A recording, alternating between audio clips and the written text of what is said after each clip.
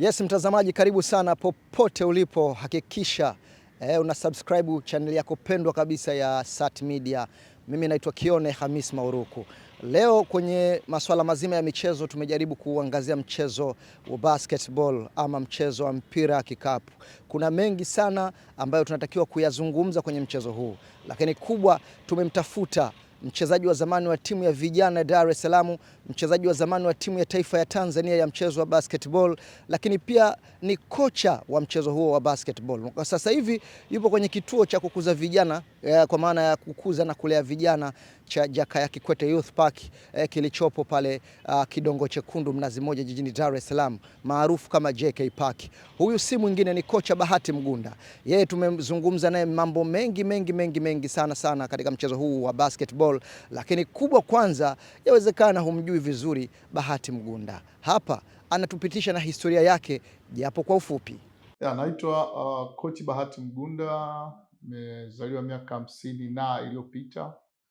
Ni baba wa familia, mke na watoto watatu, na nafanya kazi kama kocha wa mpira wa kikapu.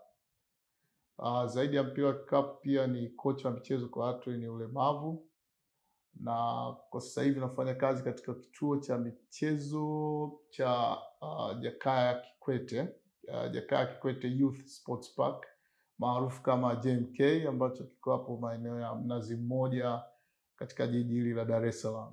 Naam, huyo ni Bahati Mgunda na hiyo ni historia yake, walau kwa ufupi tu umepata kumfahamu vyema Bahati Mgunda. Ametuambia hapo ana watoto watatu na ana miaka 50 na kadhaa hivi, si ndio bwana? Ni mtu mzima kwa sasa Bahati Mgunda. Achia mbali historia yake, sasa turejee katika mchezo wenyewe wa basketball ama mchezo wa mpira wa kikapu kwa hapa nyumbani Tanzania. Mustakabali ama maendeleo yake ya mchezo huo, hali halisi ya mchezo wa basketball kwa sasa, hali ikoje? Hapa Bahati Mgunda anatupitisha na mtazamo wake juu ya mchezo wenyewe wa basketball kwa hapa nyumbani Tanzania. Hali ya mpira wa kikapu kwa Tanzania kwa sasa hivi naweza kusema kwamba kuna kiwango fulani cha maendeleo ambacho tumefanikiwa, hususani katika kuangalia kwamba mpira wa kikapu unachezwa katika eneo kubwa sasa hivi. Maanake miaka ya nyuma kidogo ni mkoa wa Dar es Salaam tu au jiji la Dar es Salaam lilikuwa linasikika zaidi ya maeneo mengine, lakini sasa hivi ukiangalia mikoa mingi sana imekuwa ikicheza mpira wa kikapu, kwa maana inacheza mpira wa kikapu rasmi, kwa maana kwamba kuna ligi za mikoa tofauti na ilivyokuwa hapo nyuma. Kwa hiyo nafikiri kwa sasa hivi ni mikoa kama mitatu au minne kwa Tanzania ambayo hatujasikia kabisa ikiwa na activities za mpira wa kikapu, na mingi ni mikoa mipya, lakini nafikiri mikoa karibu 20 inacheza tofauti na ilipokuwa nyuma. Kwa hiyo hilo ni jambo zuri. Kingine pia ni uwepo wa mashindano ya mpira wa kikapu kwenye shule za msingi, ni jambo ambalo limeongezeka hivi karibuni. Kwa hiyo naweza kusema tu kwamba kwa kiasi kikubwa kwenye misingi au foundation huku tuna eneo kubwa ambalo wanacheza mpira wa kikapu, na pia tumekuwa na matokeo mazuri au mwendelezo mzuri kwenye timu zetu za taifa za vijana, na tofauti na senior teams. Senior teams ushiriki wake umepungua kidogo. Kwa mfano timu za wanawake mara ya mwisho kushiriki mashindano ya kimataifa kwa mwaka 2013, na timu ya wanaume senior ni karibu miaka 3 hivi imepita toka tuliposhiriki kwa mara ya mwisho. Kwa hiyo eneo hilo bado linahitaji nguvu zaidi. Nafikiri eneo jingine ambalo naona lina mwendelezo mzuri ni eneo la makocha. Sasa hivi kumekuwa na mafunzo mengi sana kwa makocha wa mpira wa kikapu hapa Tanzania, ambapo tumefanikiwa kuweka madaraja tofauti. Kuna daraja la mwanzo kabisa ambalo ni basic basketball coaching level, ambayo tuna makocha wengi na mafunzo yamekuwa yakifanyika katika mikoa mbalimbali. Tuna national level 1, mafunzo yameshafanyika mikoa mingi, na pia tumefanya mafunzo ya level 2, national level 2, na pia kwa mara ya kwanza tumepata makocha ambao wana FIBA level 2, ambapo tuna makocha kama watatu hivi ambao wamefanikiwa kupata mafunzo ya FIBA level 2. Kwa hiyo kwa upande huo nafikiri tunaenda vizuri. Upande mwingine ni upande wa makocha waamuzi.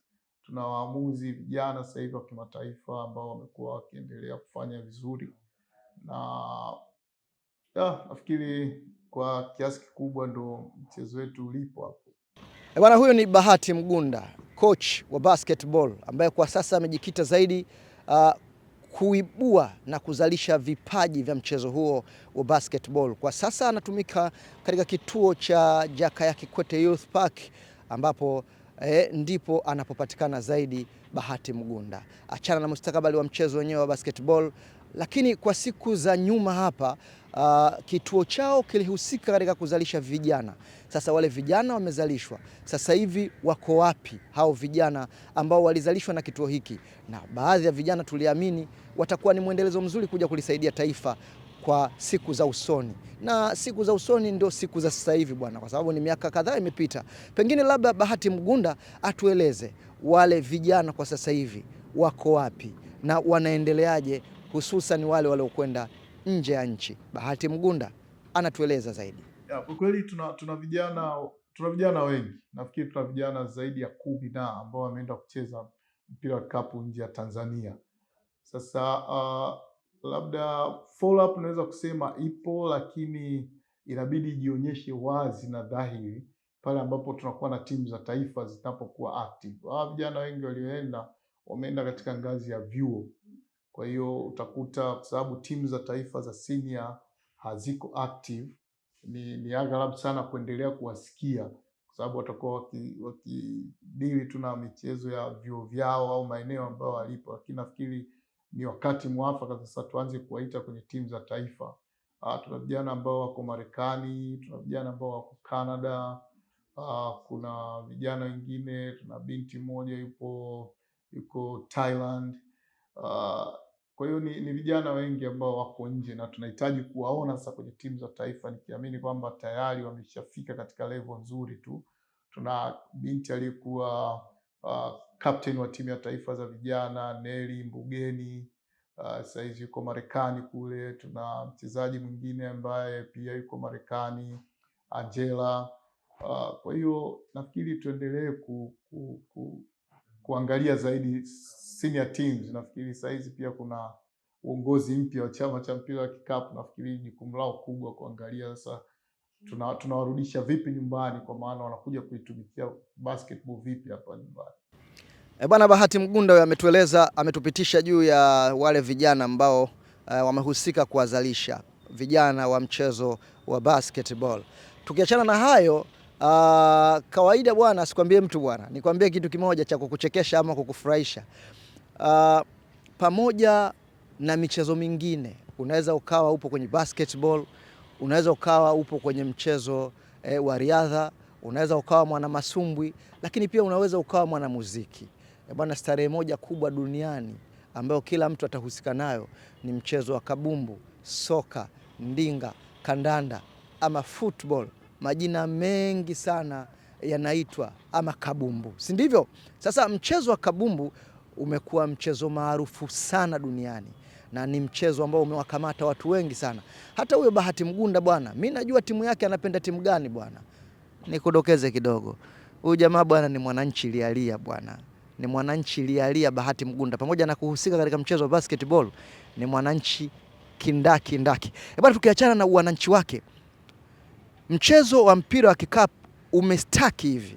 Tofauti na michezo ya kwenye mchezo wa soka. Mchezo wa soka huku wao wamejitanabaisha dhahiri wa shairi kwamba wana wasemaji wa vilabu na ndio wanapush taarifa zao zinaenda viral. Huku kwenye mchezo wa basketball hakuna maswala ya kuwa na wasemaji wa vilabu.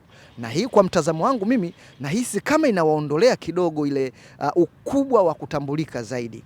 Nimemtupia swali hilo Bahati Mgunda juu ya kile ambacho kinakosekana katika mchezo wa basketball. Kwa nini wasingewaza siku moja na wao michezo yao wangekuwa na wasemaji kama ilivyo katika mchezo wa kabumbu, ambapo wasemaji tumeona wanazitangaza sana timu zao. Pengine shida ni nini? Wamewahi kuwaza siku moja wawe na idara za habari ili ziwapush? Bahati Mgunda anazungumzia hilo. Nini kifanyike juu ya kutengeneza idara za habari kwenye timu za mchezo wa basketball? Kwa hapa Bahati Mgunda anatupa mtazamo wake. Kwanza nikushukuru sana kwa swali zuri sana. Nafikiri uzuri wa swali hili unakuja kwamba watu wa mpira wa kikapu wakati mwingine huwa tuna tabia zetu ambazo mimi wanasema tunajitenga sana na jamii ya Watanzania, tabia za Watanzania, kwa maana kwamba kuna mambo mengi ambayo watu hatutaki kuyafuata au kuyafanya, hatupendi kujichanganya. Nafikiri kitendo cha kutokuwa tu na wasemaji wa teams, nafikiri inakuja kwenye lengo hilo hilo ambalo naliongelea kwamba tunahitaji sana kuwa na wasemaji wa teams kama ambavyo kwenye mpira wa miguu, japokuwa napo kwenye mpira wa miguu kuna timu kubwa ambazo ni mwananchi na wanaojiita wenye nchi, ambao nao wanasema kwamba wana wasemaji ambao wanaongeza chachu. Kwa hiyo nafikiria kwenye mpira wa kikapu napo tukiingia na taratibu hizo, nafikiri itakuwa vizuri sana. Kuna timu tulishajaribu kuwa nayo, timu ya vijana ilijaribu kuwa na msemaji ambaye ni Mndewa na naweza kusema Bwana Justin Kesi, ambaye sasa hivi amekuwa ni msemaji sasa wa chama cha mkoa, lakini naamini teams zinahitaji sana kuwa na wasemaji. Nafikiri pia hili linachangiwa sana na mtindo tunaotumia sisi katika kuendesha ligi zetu, kwamba unakuwa na bingwa wa mkoa, baada ya bingwa wa mkoa wanaenda kukutana kwenye klabu bingwa. Kwa hiyo kidogo ile consistency inaweza kuwa inapotea, lakini naamini ni wakati sahihi wa kuwa na wasemaji wa teams. Bwana, huyo ni Bahati Mgunda. Unaona, wakati namuuliza swali kwanza akashukuru. Ni swali zuri sana sana sana juu ya timu za mchezo wa basketball kuwa na idara za habari ama kuwa na wasemaji. Kwao wanasema hilo ni tatizo kubwa sana. Haya, tuachane na masuala hayo. Tumejaribu pia kuzungumza naye kuhusu mustakabali wa maendeleo ya mchezo wa basketball kwa sasa. Kwa sasa maendeleo yakoje? Mwelekeo wa mchezo huu ukoje? Huu ni mchezo ambao ulikuwa maarufu sana mwishoni mwa miaka 90 na mwanzoni mwa miaka 2000. Nikikutajia timu kubwa zamani, ukisema Vijana, ukisema Pazi, ukisema Savio, hizo ni miongoni mwa timu kubwa sana za mchezo wa basketball. Lakini kwa sasa hivi, pamoja na ligi kurejea hapa Dar es Salaam, ligi inachezwa Tanzania nzima, michezo inachezwa, lakini bado huoni ushindani wa kutangazwa haulingani kama na mchezo wa kabumbu au mchezo wa soka. Leo hata mtoto mdogo ukimuuliza mchezo wa kabumbu, timu inayoshika mkia kule chini pengine labda KMC ataifahamu, lakini ukiuliza kwenye msimamo wa ligi ya basketball timu inayoshika mkia Kipengele kuifahamu. Bwana, hapa Bahati Mgunda anatuelezea maendeleo yakoje, wanajipanga na nini kuhakikisha mchezo wa basketball unaendelea kupiga hatua. Huyu hapa Bahati Mgunda. Kitu cha kwanza katika hilo nilikuwa nafikiria kwamba tuna haja ya kuangalia ligi kuu inachezwaje, sababu sasa hivi tuna utaratibu ambao ulikuwa unafaa kutokana na wakati tuliokuwa nao, kwamba tulikuwa tuna push mchezo uchezwe katika eneo kubwa. Kwa hiyo tukawa tuna ligi za mikoa ambapo mabingwa wa mikoa, mshindi wa kwanza na yule wa pili wanaenda kutuwakilisha mkoa katika ligi ya taifa. Nilikuwa nafikiria tunahitaji kuwa na ligi kama ambavyo wenzetu wa mpira wa miguu wanafanya, kwamba mnakuwa na ligi kuu, timu kule zinapanda na kushuka. Hicho kitu nafikiri kitaleta mambo mengine tofauti kidogo katika kutangaza mchezo wetu. Kingine nafikiri ni mahusiano. Nimeongea hapo mwanzo kwamba watu wa mpira wa kikapu wakati mwingine huwa ni kama tunajitenga na jamii. Mpira wa kikapu unafanya mambo mengi sana. Kwa mfano timu zetu za vijana za taifa zinacheza kwenye mashindano kama Afrobasket ambayo ni mashindano makubwa sana katika Afrika, lakini yani kama tuko kimya sana. Tunafanya vitu kwa ukimya mwingi. Kwa hiyo nilikuwa nafikiria ni wakati mzuri sasa hivi tukiamua kuanza kutumia media, kuanza kutumia vyombo vya habari katika kujitangaza na kupeleka mpira wa kikapu kwenye jamii zaidi kuliko sisi wenyewe kuendelea kuwa tunacheza tu katika mazingira hayo. Na nafikiri hili pia kwa sasa hivi linaweza likapata msukumo kwa jinsi ninavyoiona, hasa baada ya kuwa amechaguliwa Hashim Thabit. Hashim Thabit nafikiri ana mvuto fulani kwenye jamii, kwa hiyo anaweza akatumia influence yake katika kutusogeza karibu na viongozi wa serikali, kusogeza karibu na jamii, kusogeza karibu na international organization.